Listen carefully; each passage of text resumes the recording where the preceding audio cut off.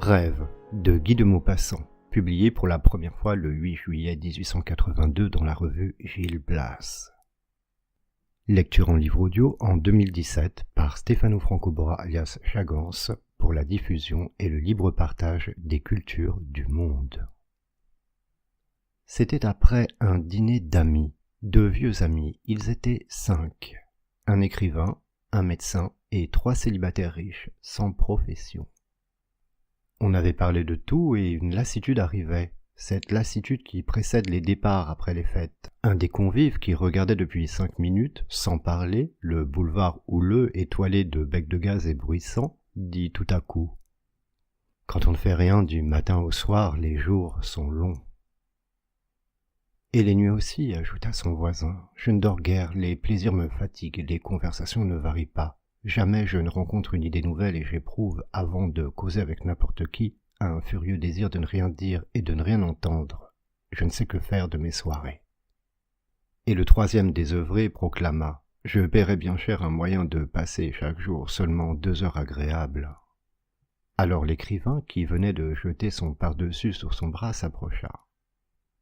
L'homme, dit-il, qui découvrirait un vice nouveau et l'offrirait à ses semblables, dût-il abréger de moitié leur vie, rendrait un plus grand service à l'humanité que celui qui trouverait le moyen d'assurer l'éternelle santé et l'éternelle jeunesse.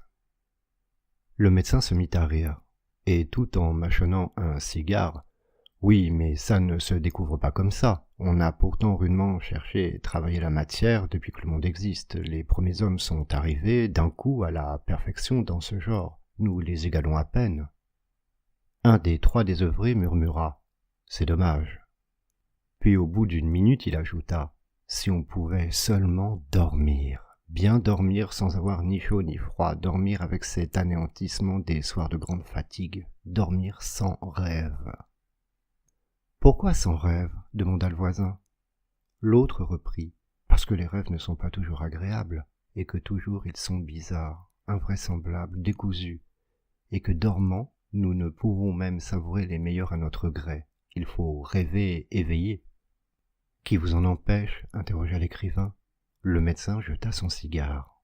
« Mon cher, pour rêver éveillé, il faut une grande puissance et un grand travail de volonté, et partant une grande fatigue en résulte. Or le vrai rêve, cette promenade de notre pensée à travers des visions charmantes, est assurément ce qu'il y a de plus délicieux au monde.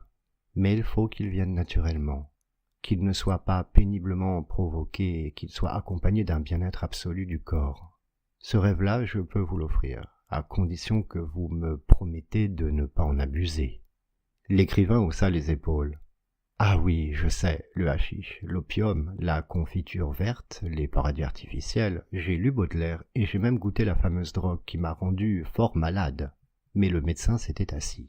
« Non, l'éther, rien que l'éther, et j'ajoute que vous autres, hommes de lettres, vous en devriez user quelquefois. » Les 3 hommes riches s'approchèrent. L'un demanda « Expliquez-nous-en donc les effets. » Et le médecin reprit. Mettons de côté les grands mots, n'est-ce pas? Je ne parle pas médecine ni morale, je parle plaisir. Vous vous livrez tous les jours à des excès qui dévorent vos vies. Je veux vous indiquer une sensation nouvelle, possible seulement pour hommes intelligents, disons même très intelligents, dangereuse comme tout ce qui surexcite nos organes, mais exquise. J'ajoute qu'il vous faudra une certaine préparation, c'est-à-dire une certaine habitude pour ressentir dans toute leur plénitude les singuliers effets de l'éther. Ils sont différents des effets du hashish, des effets de l'opium et de la morphine, et ils cessent aussitôt que s'interrompt l'absorption du médicament, tandis que les autres producteurs de rêverie continuent leur action pendant des heures. Je vais tâcher maintenant d'analyser le plus nettement possible ce qu'on ressent. Mais la chose n'est pas facile tant sont délicates, presque insaisissables, ces sensations. C'est atteint de névralgie violente que j'ai usé de ce remède dont j'ai peut-être un peu abusé depuis. J'avais dans la tête et dans le cou de vives douleurs et une insupportable chaleur de la peau, une inquiétude de fièvre. Je pris un grand flacon d'éther et m'étant couché, je me mis à l'aspirer, lentement. Au bout de quelques minutes, je crus entendre un murmure vague qui devint bientôt une espèce de bourdonnement. Et il me semblait que tout l'intérieur de mon corps devenait léger, léger comme l'air qu'il se vaporisait. Puis ce fut une sorte de torpeur de l'âme, de bien-être somnolent, malgré les douleurs qui persistaient mais qui cessaient cependant d'être pénibles. C'était une de ces souffrances qu'on consent à supporter, et non plus ces déchirements affreux contre lesquels notre corps torturé proteste. Bientôt, l'étrange et charmante sensation de vide que j'avais dans la poitrine s'étendit, gagna les membres qui devinrent à leur tour légers comme si la chair et les os se fussent fondus et que la peau seule fût restée, la peau nécessaire pour me faire percevoir la douceur de vivre, d'être couché dans ce bien-être. Je m'aperçus alors que je ne souffrais plus. La douleur s'en était allée, fondue aussi, évaporée.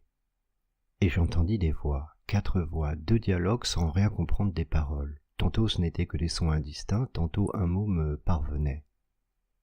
Mais je reconnus que c'était là simplement les bourdonnements accentués de mes oreilles. Je ne dormais pas, je veillais, je comprenais, je sentais, je raisonnais avec une netteté, une profondeur, une puissance extraordinaire, et une joie d'esprit, une ivresse étrange venue de ce décuplement de mes facultés mentales.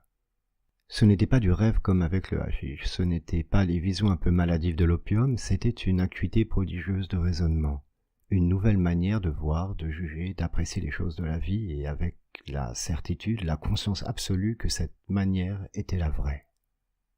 Et la vieille image de l'écriture m'est revenue soudain à la pensée. Il me semblait que j'avais goûté à l'arbre de science, que tous les mystères se dévoilaient tant je me trouvais sous l'emprise d'une logique nouvelle, étrange, irréfutable. Et des arguments, des raisonnements, des preuves me venaient en foule, traversés immédiatement par une preuve, un raisonnement, un argument plus fort. Ma tête était devenue le champ de lutte des idées. J'étais un être supérieur, armé d'une intelligence invincible, et je goûtais une jouissance prodigieuse à la constatation de ma puissance. Cela dura longtemps, longtemps. Je respirais toujours l'orifice de mon flacon d'éther.